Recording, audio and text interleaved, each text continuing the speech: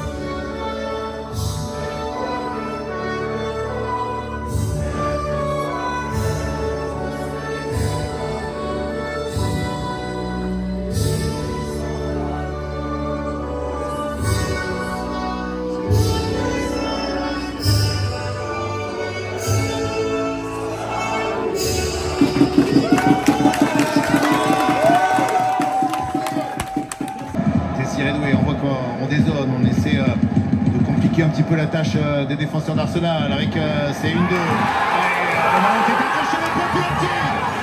point penalty désigné par monsieur Daniel Siebert suite à ce 1-2. La faute sur Michel Kvaratskhelia qui va peut-être relancer complètement cette finale de la Ligue des Champions. Ousmane Dembélé, il va se lancer face à Raya. Et il va transformer la grande joie du collectif des Ultras Paris derrière les buts du gardien londonien, puisque c'est Ousmane Dembélé comme un symbole. Le ballon d'or qui fait couler les larmes des supporters parisiens.